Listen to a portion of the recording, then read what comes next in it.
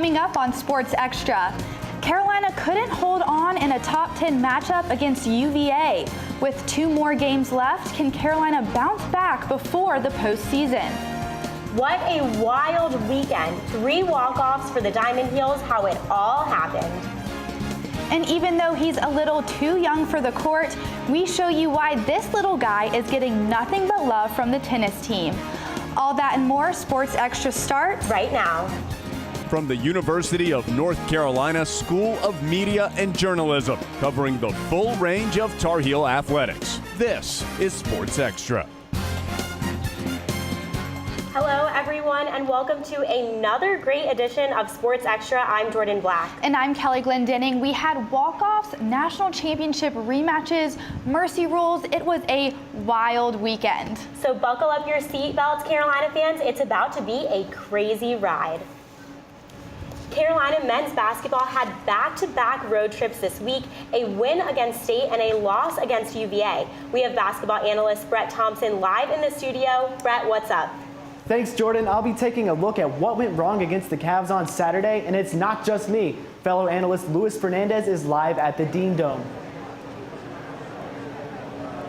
Hey Brett, yeah, I'm here. Going to tell you guys all about that Syracuse game and also why the next few games are so important for UNC going forward. Back to you guys in studio. All right, Lewis, we'll see you in a few. Let's recap the tight battle against the UVA Fighting Malcolm Brogdons.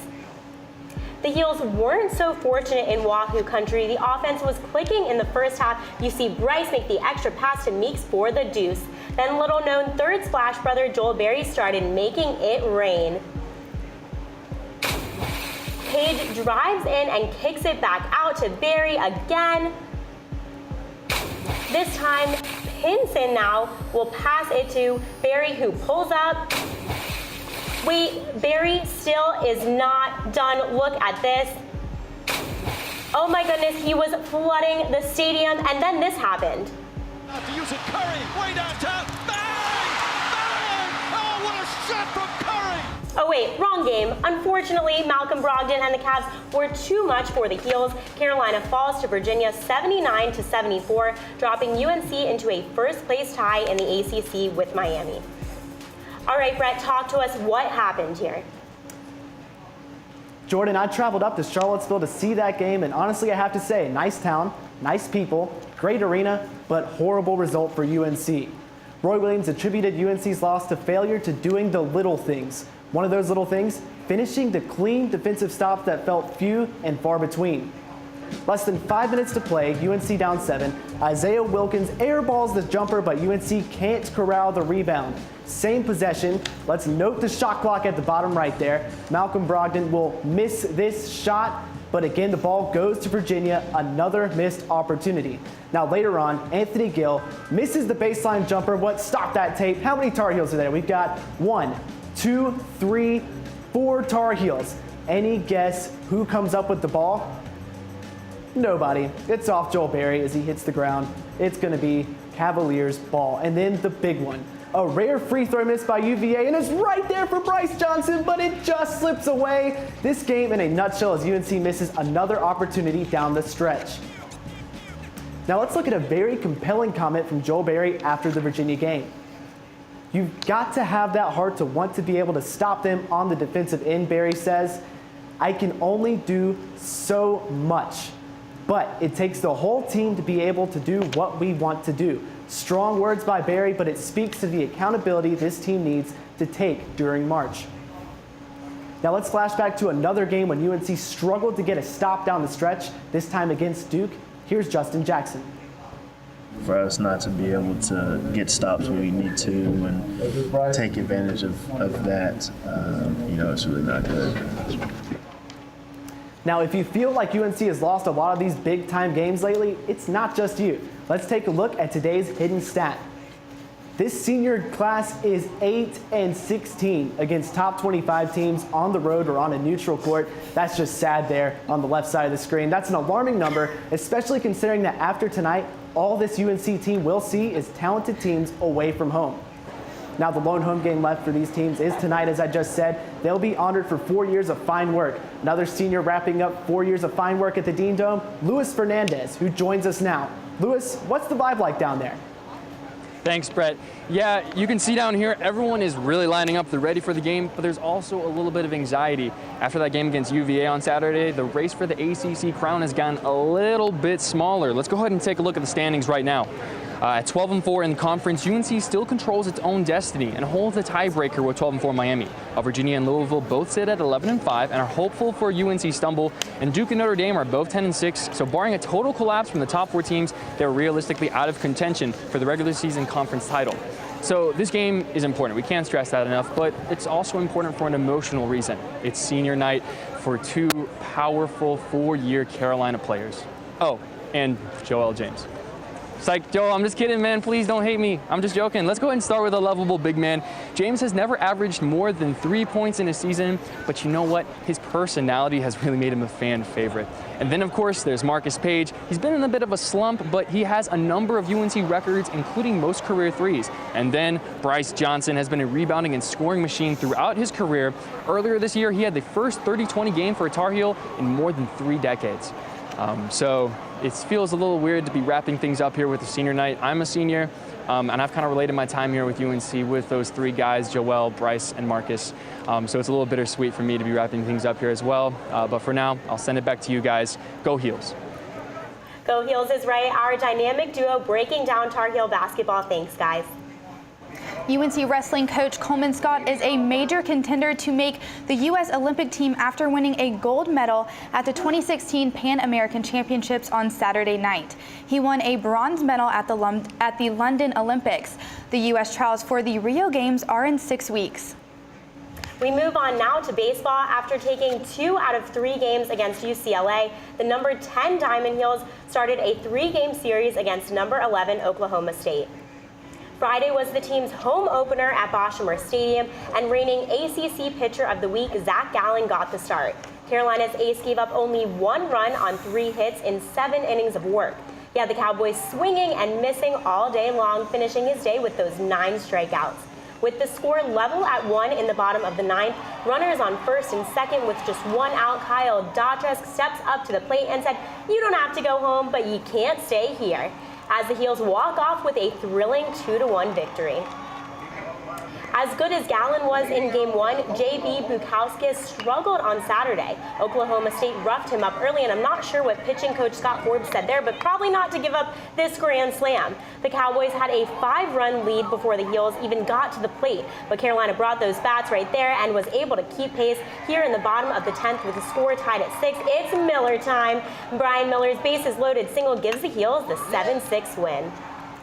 And it was a gorgeous day to go for a sweep at the Bosh on Sunday. We start in the bottom of the 9th, Carolina down 1. Runners on second and third, Eli Sutherland up to bat. The transfer senior hadn't had a hit all year. His first one couldn't have come at a better time. 1 run comes in, Brandon Riley comes in, he slides, he's safe. Oh my gosh, Heels win. They win for the 3rd straight walk-off of the weekend. The Tar Heels' wild weekend featured 3 consecutive walk-off victories, and this feat is a first in the 18-year tenure of head coach Mike Fox. The baseball team is now 5-1. D1Baseball.com has the Heels ranked number 6 in the country. With the season getting started, here are the Diamond Heels to watch this season.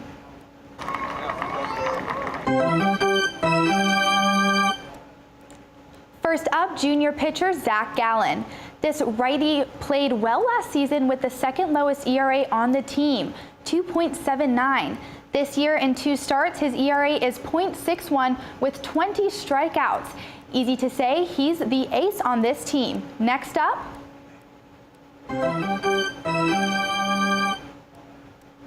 Tyler Ramirez is another junior leader. He's also the best bat on the team. His .450 batting average, 5 RBIs, and 15 total bases are among the best on the team. Ramirez's .750 slugging percentage is head and shoulders above the rest of the squad. And last but not least,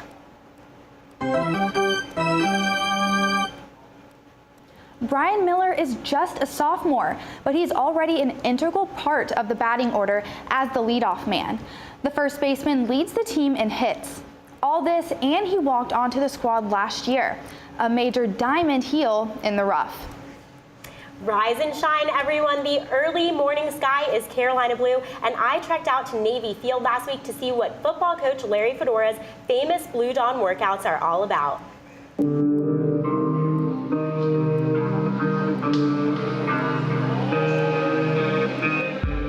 It's dark, it's chilly, oh yeah, and it's 6 a.m.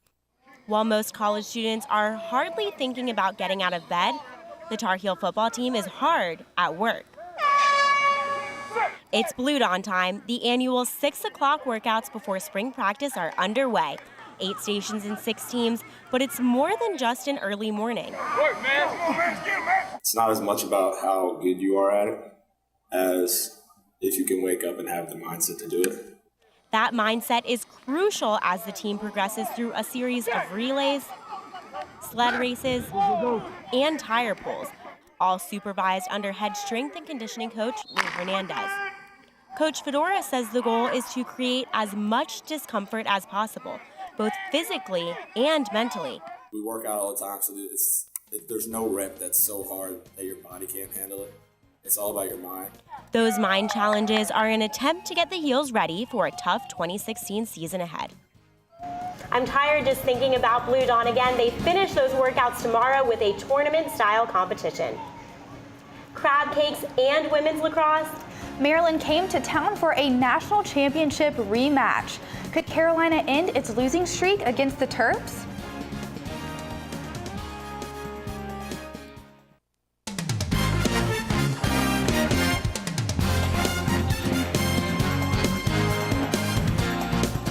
There was no walk-off drama from the softball team this weekend. Rather, a close win followed by a complete dominance of 3 overmatched opponents. On Friday, junior Kendra Lynch pitched a gem, allowing just 1 run to help the Heels top Butler in a tight one. This bunt by Lauren Fuller drove in the go-ahead run, and Carolina opens the weekend with a 2-1 win. IUPUI was up next on Saturday afternoon, and Darby Rosen hit this shot in the bottom of the second, and that homer was only the beginning. On this 3-run homer, Kristen Brown set a new record, Carolina record for career RBIs. Final score 10-0. Sunday was a tougher test. Carolina used the long ball to take the lead as both Tyler Wyke and Kendra Lynch went yard, and the Heels topped the Stags 6-4. The Heels capped the weekend with a blowout of Georgetown. Carolina had a huge 4th inning, scoring 8 runs in the frame to put away the game, and Heels mercy the Hoyas 8-0 and finished the weekend 4-0 to sweep the Carolina Classic. Women's lacrosse faced Maryland on Saturday in a heated repeat of last year's NCAA title matchup. The stands were packed at Fetzer Field on Saturday for the highly anticipated UNC-Maryland match. The Heels had a rough first half as the Terps took an early 4-1 lead, and the Tar Heel offense came out for the second half on fire, going on their own 4-run lead. After Maryland responded with another goal to make it 6-5, sophomore Marie McCool tied the game at 6 with this nice goal on the run. Despite UNC's second half performance, the Terrapins would rally back to defeat Carolina by 1 goal, that same margin that decided the national title game last year. On the men's side, the Heels hit the road to take on Johns Hopkins on Sunday and came out hot, going on a 4-0 run to open the game. 3 different Tar Heels had hat tricks, and junior Luke Goldstock scored in his 21st straight game, the 5th longest streak in the country.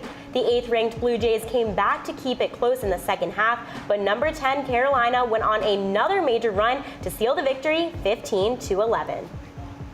It's been almost a month since the women's tennis team had a match in Chapel Hill. This weekend, the Heels did a little home cooking.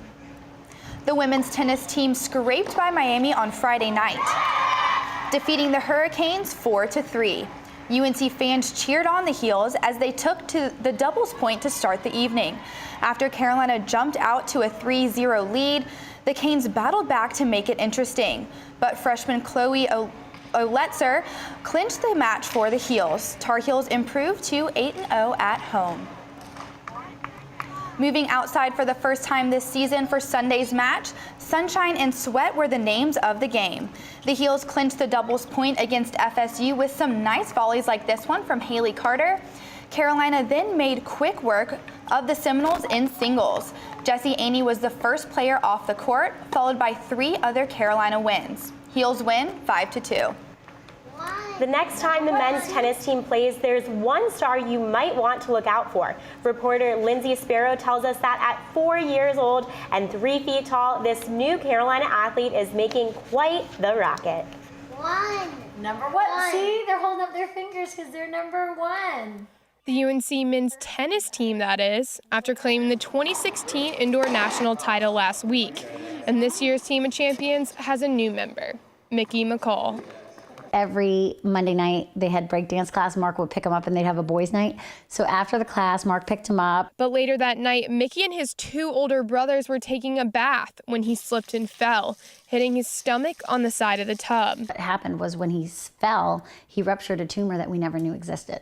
Doctors removed the tumor and his adrenal gland and declared Mick cancer-free until Labor Day 2015 when the tumor was back, but this time as neuroblastoma cancer. There was a 4x6 tumor by his spleen, another one almost entirely encapsulating the kidney, and his entire left cavity was filled with small tumors. After transferring to UNC Children's Hospital, the McCall family found the men's tennis team through a program called Team Impact. Hook you up with like a college team, sports team, to kind of help your kid get through it, kind of draft them, adopt them as one of their own. And every time we're in a hospital, a few of the players come by, they'll play video games with them. And sophomore Robert Kelly says to the team, he's more than just a friend. With Mick, it's just, he feels like, a little brother. We love having him around because no matter what he's doing, he puts a smile on our faces. But Mick isn't the only one benefiting from this new relationship. If I lose this point, it's okay. Mick's fighting a lot tougher battle than we are, and so we just appreciate it, and it probably helps us in our tennis games. And that's what some would call a win-win situation. In Chapel Hill, I'm Lindsay Sparrow reporting. The men's team is in action right now, and you can bet Mick is pulling for clean sweeps in today's matches against Campbell and NC Central. From spiking over the net to dunking on some fouls, okay, maybe not dunking. Why one volleyball star is making the change to basketball when we come back.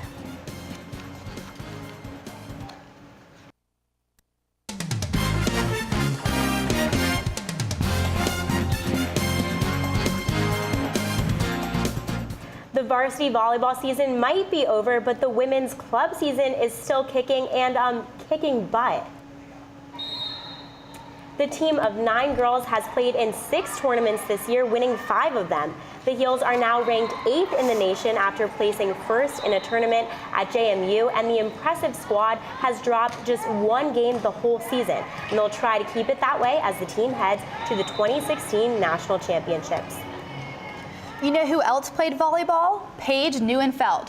In high school, she was on both the varsity volleyball and basketball teams. After an incredible 4-year career as a Carolina volleyball player, Neuenfeld is rediscovering her love for basketball. Rivers Upchurch reports. A 2-time first-team All-ACC selection. The first ever UNC volleyball player to earn academic All-America. And now, a basketball player? Paige Neuenfeld really can do it all. I think I've officially been on the team for 3 games, but I've kind of been talking to the coaches a little bit before I was officially on the team. So I'd say I've been kind of working with basketball for about 2 weeks now. As one of the most accomplished volleyball players in Carolina history, Neuenfeld was a natural team leader. But her role on the basketball team has been a very different experience. I was kind of joking about it to some of my volleyball teammates the other day, just about how it feels like I'm a freshman again. Although she hasn't scored any points since joining the team, Neuenfeld is finding other ways to contribute. I don't really necessarily know how their team functions, and if practices you're supposed to be cheering and be loud, or if it's like basketball courtesy to be more quiet and focused. I think now that I've realized that is helpful, just being a positive force and trying to cheer on my teammates who are very, very talented. I think that's been great. If nothing else, Neuenfeld brings high energy and some much-needed depth to a very depleted roster. In Chapel Hill, I'm Rivers Upchurch reporting. Neuenfeld and the women's basketball team look to wrap up the regular season with a win against heated rival Duke on Sunday. Neuenfeld actually got a little playing time. It was senior day for Carolina, and Dia Bryant opened up the scoring for the Heels with this nice floater. She finished the game with 6 points. Then Stephanie Watts drives in and dumps it down to senior Erica Johnson for that lefty layup, her only bucket of the afternoon. Duke spoiled senior day by dominating on both ends of the court here with the steal and score on the break. Carolina dropped its final game of the year 93-57. The Heels finished this season 14-17 and will play Pitt on Wednesday in the first round of the ACC tournament. The gymnastics team competed in Carmichael for the last time this season on Friday night, facing the Scarlet Knights of Rutgers. It was senior night for 3 Tar Heels: Lexi Capali, Jocelyn Mackey, and Sarah Peterson, who couldn't compete because of an injury. In her last home meet, Capali had a season-high score of 9.675 on the vault and 9.8 on the floor. As she finishes her final event at UNC, you can see the emotion on her face right there. Sophomore Morgan Lane dominated for UNC, finishing in 3 of the 4 events, but it wasn't enough to hold off Rutgers. The Scarlet Knights took first overall by more than 2 points. The Tar Heel men's swim team headed over to Greensboro this weekend for the ACC championships. Sam Lewis was on fire for the Heels as the senior won his first ACC title in the 100-yard butterfly. Senior Nick Grasser had a career performance, taking down the school record in both the 100 and 200-yard backstroke. Lewis and Grasser helped the Heels clinch a 3rd-place finish behind Louisville and NC State. We all wish we could leap over Saturday's loss to UVA. We'll take you to Charlottesville and go behind the scenes in Whoville next.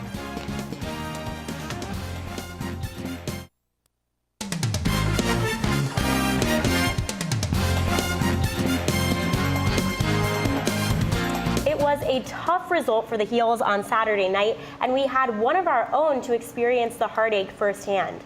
Brant Berry brings us more from behind enemy lines. Tar Heels, Cavaliers, Chapel Hill, Charlottesville.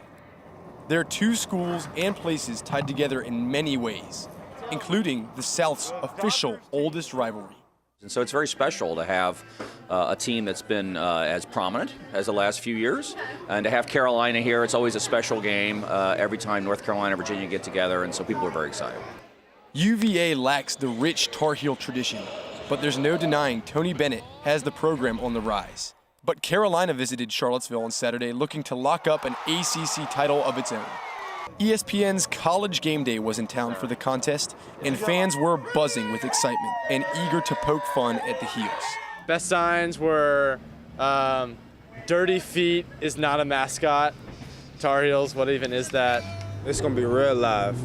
Real live. Tickets were hard to come by, but I was able to infiltrate the Who Crew student section and infect them with a little Carolina fever. Joel Berry did his part to keep the crowd at bay, silencing them with every 3. As the buzzer sounded, it was any Tar Heel's worst nightmare. But one UVA fan offered some words of consolation. You know when you get sick, you have to puke? Well, puke on Duke! After a disappointing result last night, it's nice to know that both UNC and UVA fans can agree on a nice puke on Duke. From behind enemy lines, I'm Brant Berry, reporting. I definitely agree. Duke is puke, and UVA UNC looks to take another win tonight against Syracuse in the Dean Dome. Tips off at 7. I'm thinking we should get shirts that say puke on Duke. That does it for this edition of Sports Extra. Thanks for watching. Have a good night.